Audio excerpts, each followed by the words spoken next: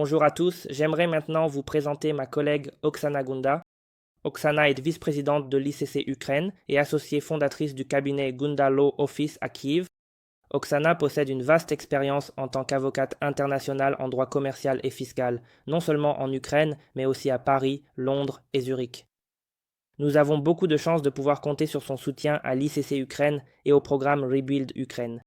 Oksana va présenter les 3 prochaines vidéos: considérations juridiques, bancaires et fiscales en Ukraine, numérisation de la documentation commerciale ukrainienne, tarifs ukrainiens et taxes sur la valeur ajoutée.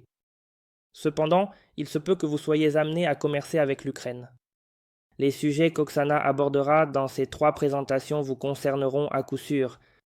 De plus, une fois que vous aurez regardé les présentations d'Oksana, je suis certain que vous serez rassuré sur le fait que l'environnement des affaires en Ukraine est transparent et accueillant pour les participants étrangers.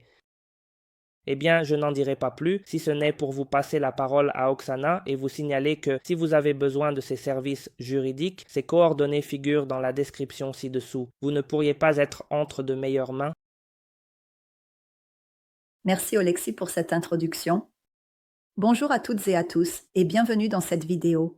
Considérations juridiques, bancaires et fiscales ukrainiennes dans le contexte des entreprises étrangères commerçant avec l'Ukraine ou participant au projet public de reconstruction de l'Ukraine.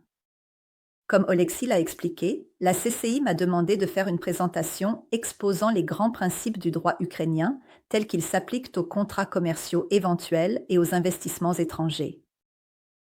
Évidemment, dans une courte présentation vidéo, je ne peux pas espérer aborder tous les détails juridiques pertinents qui pourraient se présenter. Cependant, je vais essayer d'expliquer les principaux concepts et enjeux auxquels vous serez confrontés en opérant en Ukraine, en particulier lorsque vous participez au programme Rebuild Ukraine dans son sens le plus large. Jetons un coup d'œil à la liste des sujets que j'ai préparés pour vous. Comme vous pouvez le constater, il y a de nombreux points à aborder dans le court laps de temps dont nous disposons. J'ai essayé de rendre cette liste aussi complète que possible. Cela inclut donc les bases du système juridique ukrainien.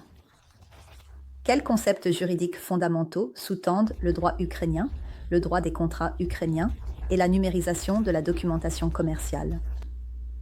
Les protections juridiques pour les contrats commerciaux. Comment les contrats commerciaux peuvent-ils être exécutés? Les protections juridiques existantes pour les investissements étrangers.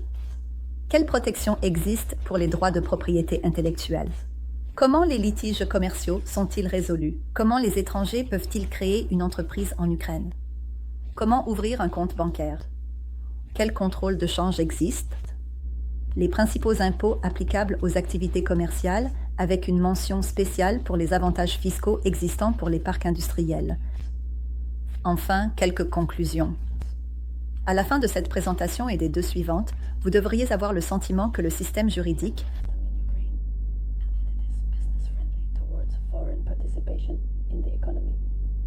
However, like any business environment, I would urge you to take professional advice to avoid unpleasant surprises. If you need such advice, I provide my contact details at the end of the presentation and in the description below. Okay, let's begin. La base du système juridique ukrainien. J'ai pensé qu'il serait utile de commencer par expliquer les fondements du système juridique ukrainien moderne. Jusqu'en 1991, le système juridique de l'Ukraine faisait partie du système juridique soviétique, le modèle socialiste. Après l'indépendance de l'Ukraine, le pays est passé au droit continental en intégrant les éléments nécessaires à une économie de marché et aux principes démocratiques. Le système juridique ukrainien est désormais fondé sur les principes du droit romano-germanique continental. Le principe fondamental du système juridique ukrainien est la primauté du droit, c'est-à-dire que la loi prévaut sur toute action des autorités publiques ou des fonctionnaires. Les traités internationaux ratifiés, par exemple la Convention européenne des droits de l'homme, priment sur les lois nationales, mais restent inférieurs à la Constitution. Le pouvoir judiciaire est un élément indépendant clé du système juridique qui garantit la protection des droits et la primauté du droit. Le système juridique est encore en développement, notamment en ce qui concerne l'intégration européenne, l'harmonisation de la législation avec les normes de l'UE et la numérisation. Cela inclut les transactions numériques et la mise en place de la justice électronique pour faciliter l'accès aux droits. Le cadre de lutte contre la corruption constitue un cadre juridique distinct. Cette lutte contre la corruption a été l'un des principaux moteurs du développement de Prozoro, la plateforme ukrainienne de marché public. Bien entendu, il faut aussi prendre en compte les effets de la loi martiale. Les lois et décrets temporaires, par exemple sur la mobilisation et la nationalisation, prévalent dans le secteur de la sécurité. Ce sont là des piliers essentiels du droit commercial ukrainien moderne. Je vais maintenant aborder certains des aspects clés qui influencent le droit des contrats ukrainiens. Le Code civil de l'Ukraine de 2004 régit le droit des contrats en Ukraine. Cela inclut les dispositions relatives à la conclusion, l'exécution, la modification et la résiliation des contrats. Il repose sur les principes de la liberté contractuelle, de la bonne foi et de la bonne exécution des obligations. Les contrats et autres documents peuvent être bilingues.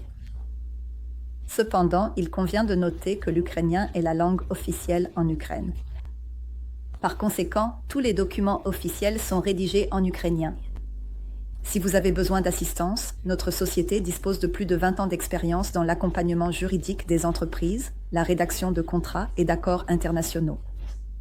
Pour la commodité et la parfaite compréhension des activités des entreprises étrangères en Ukraine, nous traduisons tous les documents et certifions les traductions. Si la loi exige un apostille, nous obtenons l'apostille des documents pour nos clients auprès du ministère de la Justice d'Ukraine. Il est important de noter que les contrats en Ukraine sont rédigés conformément à la législation ukrainienne. Par conséquent, il est essentiel de disposer d'un conseiller juridique ukrainien professionnel avant de signer des accords ou d'autres documents juridiques. Une fois que vous avez un contrat, il est important de savoir comment il peut être exécuté. Sur la diapositive suivante, je présente les principales protections dont vous bénéficiez en vertu du droit des contrats ukrainiens. Bien que j'aborde la numérisation de la documentation commerciale ukrainienne plus en détail dans la prochaine vidéo, je pense qu'il est important de mentionner ici que les signatures numériques et les factures électroniques sont des éléments clés de la gestion documentaire en Ukraine.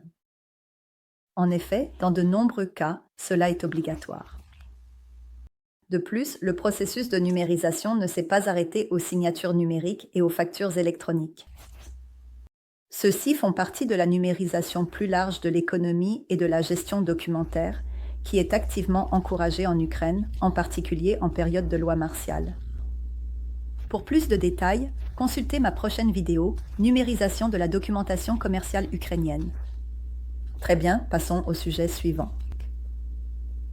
Une préoccupation qui m'est souvent exprimée par des entreprises étrangères concerne les dispositions légales existantes pour protéger leurs droits contractuels.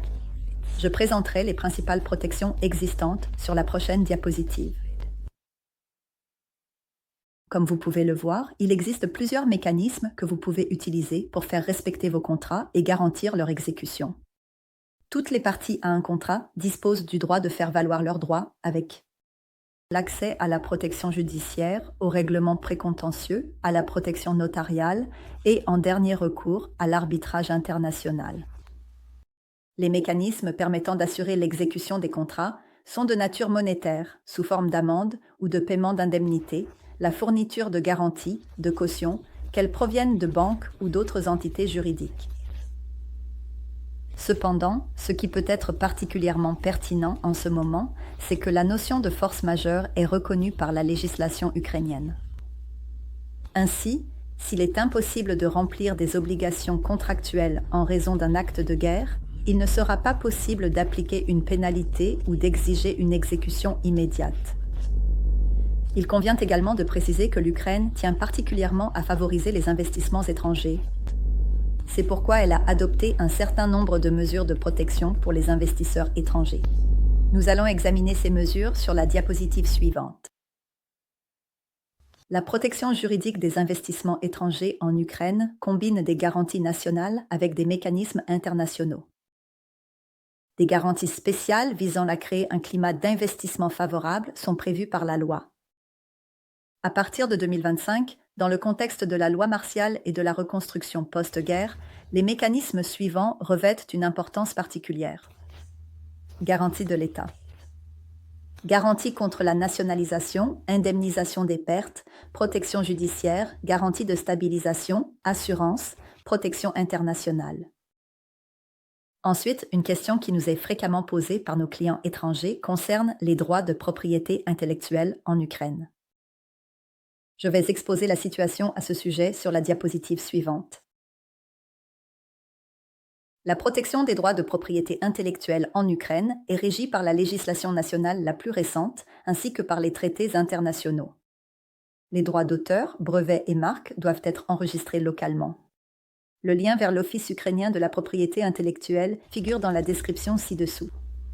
Une protection administrative et judiciaire complète est disponible. Il existe également des mécanismes de règlement précontentieux. Enfin, en cas de responsabilité pénale, la partie en infraction risque des amendes, voire une peine d'emprisonnement. Les règles et réglementations générales régissant les droits de propriété intellectuelle sont les mêmes que celles auxquelles on peut s'attendre dans la plupart des pays occidentaux. À cette fin, l'Ukraine a ratifié les traités et conventions internationaux suivants: la Convention de Berne, la Convention de Paris, l'accord sur les ADPIC, ainsi que l'accord d'association avec l'UE dans le cadre du processus d'harmonisation du droit commercial ukrainien avec celui de l'Union européenne. Par conséquent, vous pouvez vous attendre à une protection complète à condition de disposer de la documentation nécessaire. Si vous avez besoin d'aide, vous savez où me trouver. Si vous avez la malchance de vous retrouver dans un litige contractuel sérieux, il existe des procédures claires à suivre, comme je l'expose sur la diapositive suivante. La résolution des litiges devant les tribunaux ukrainiens est simple, avec des procédures bien définies. Les procédures à suivre dépendront du type de litige, qu'il soit civil, commercial, administratif ou pénal. Cependant, pour tous ces cas, les éléments clés du processus sont la plainte, l'examen et l'exécution. Si vous n'obtenez pas le résultat escompté, il existe toujours la possibilité de faire appel et de se pourvoir en cassation. Une alternative à la procédure judiciaire consiste à recourir à un arbitrage indépendant, comme celui proposé par la CCI. Cette option est généralement plus rapide et moins coûteuse que les procédures plus formelles. Cependant, à moins que les deux parties ne soient d'accord, cela ne peut pas être imposé par l'une à l'autre, sauf si cela est déjà stipulé dans le contrat concerné. Quoi qu'il en soit, pensons à des choses plus positives. Vous voyez le potentiel de votre entreprise en Ukraine et vous souhaitez ouvrir un bureau local. Voyons quelles sont vos principales options sur la diapositive suivante. Vous envisagez peut-être d'établir une présence en Ukraine. Si c'est le cas, deux principales options s'offrent à vous: la création d'une filiale ou d'un bureau de représentation. En Ukraine, les étrangers peuvent facilement créer des sociétés privées. Les exigences de base pour la création d'une société ne sont pas contraignantes. Il peut y avoir un ou plusieurs fondateurs. Les fondateurs peuvent être à la fois des personnes physiques et des entités juridiques étrangères. Il n'existe aucune exigence minimale concernant le montant du capital social de la société. Le dirigeant de la société est une personne physique qui peut être l'un des fondateurs, un représentant de la société fondatrice ou un directeur local. Il n'y a pas d'exigence concernant le nombre d'employés. Certaines activités nécessitent des licences d'État supplémentaires, mais elles sont peu nombreuses. Alternativement, il se peut que vous n'ayez besoin que d'un bureau de représentation. Si vous pensez avoir besoin d'une présence physique en Ukraine, je serai ravie de discuter de vos besoins et de vous conseiller sur la structure optimale pour y répondre. Bien entendu, si vous investissez en Ukraine, il serait naturel d'envisager d'installer du personnel sur place. La diapositive suivante traite de cette possibilité. Tout d'abord, les ressortissants étrangers ont le droit de travailler en Ukraine. Si vous devez être basé ici ou si vous souhaitez installer certains de vos employés en Ukraine, cela ne pose aucun problème.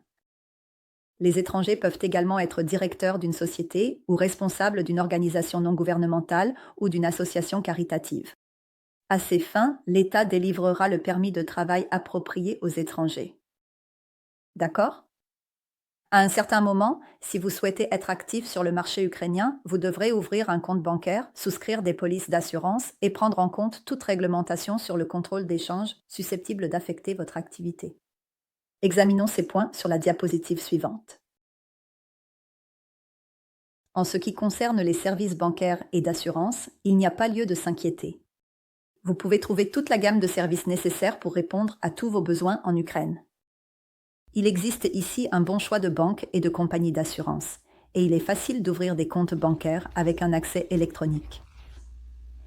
Des services de paiement en ligne instantanés sont également disponibles. En ce qui concerne le contrôle d'échange, l'harmonisation avec les directives de l'UE sur la monnaie a entraîné une libéralisation accrue du marché. Cependant, les contrôles d'échange ont été considérablement renforcés avec l'invasion russe. Ces contrôles stricts d'échange ont désormais été assouplis.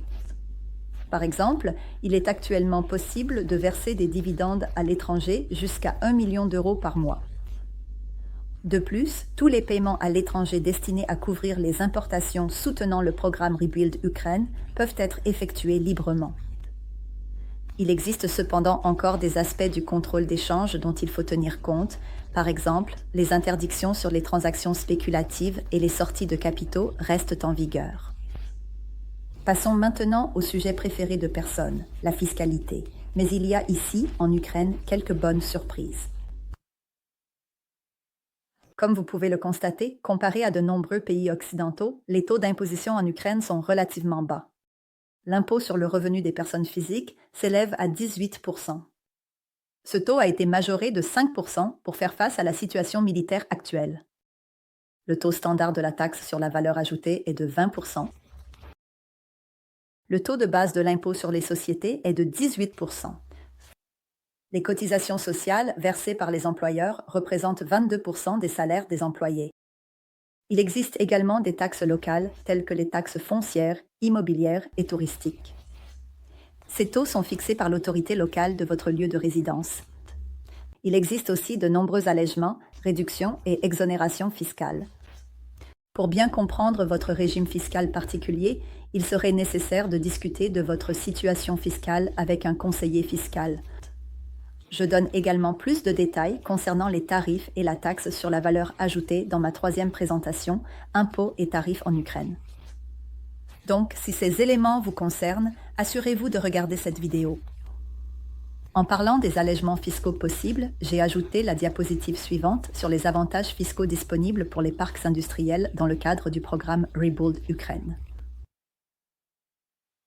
Un parc industriel est un territoire désigné au sein duquel les participants peuvent exercer des activités économiques dans divers domaines, tels que la fabrication, le traitement des déchets industriels et ou ménagers, les énergies alternatives, le stockage d'énergie, ainsi que des activités scientifiques et techniques et des activités dans le domaine de l'information et des communications électroniques. Les principaux avantages fiscaux sont ceux énumérés ici, à savoir l'exonération de l'impôt sur les sociétés, des taxes foncières et immobilières, ainsi que l'exonération de la taxe sur la valeur ajoutée à l'importation de nouveaux équipements et composants. Les nouveaux équipements et composants importés sont également exonérés de tout droit de douane à l'importation. Cependant, des conditions s'appliqueront. Si ces opportunités vous intéressent, nous serions ravis d'en discuter plus en détail avec vous. Voilà, c'est tout. Nous avons abordé une série importante de questions et j'espère pas de manière trop superficielle. Il ne me reste plus qu'à résumer les points que nous avons couverts et à tirer quelques conclusions personnelles. Voici un résumé des principaux points que j'ai abordés. Le droit ukrainien est désormais fondé sur le droit romano-germanique et s'harmonise de plus en plus avec le droit de l'Union européenne. Tous les contrats doivent être rédigés en ukrainien, mais peuvent être bilingues. Le droit commercial ukrainien soutient la numérisation de la documentation commerciale. Il existe une protection contractuelle et des investissements complètes. Les étrangers peuvent créer des entreprises locales et travailler en Ukraine. Des services bancaires et d'assurance locaux complets sont disponibles. Les contrôles de change ne devraient pas poser de problème à des fins commerciales. Les taux d'imposition ne sont pas élevés par rapport à d'autres pays. Voilà pour le résumé. Je vais maintenant tirer quelques conclusions personnelles. La principale conclusion que j'en tire est simple. L'Ukraine a créé des conditions favorables pour que les entreprises étrangères puissent exercer leurs activités dans le pays, en particulier pour celles qui participent au programme Rebuild Ukraine. Il existe peu ou pas d'obstacles à l'investissement étranger. Le régime fiscal est avantageux comparé à celui de nombreux autres pays. Et surtout, l'accent est mis dans l'environnement juridique commercial sur la légalité et la transparence des affaires. Eh bien, il est presque temps de passer à ma prochaine présentation, la numérisation de la documentation commerciale ukrainienne. Mais au cas où vous devriez partir, j'aimerais dire encore quelques mots. Merci d'avoir regardé la vidéo Ukraine, aspects juridiques, bancaires et fiscaux. J'espère que ces informations vous ont été utiles et, si c'est le cas, cela nous aiderait beaucoup si vous pouviez cliquer sur le bouton « J'aime » et vous abonner à notre chaîne pour rester informé. Veuillez également partager cette vidéo et cette playlist avec vos collègues et contacts professionnels. Nous vous en serions vraiment reconnaissants. Par-dessus tout, souvenez-vous que l'ICC Ukraine et nos partenaires sont là pour vous aider. Si vous avez d'autres questions, vous pouvez m'appeler ou m'écrire. Mes coordonnées figurent sur cette diapositive et sont disponibles dans la description ci-dessous. Je m'appelle Oksana Gunda. J'ai hâte d'avoir de vos nouvelles.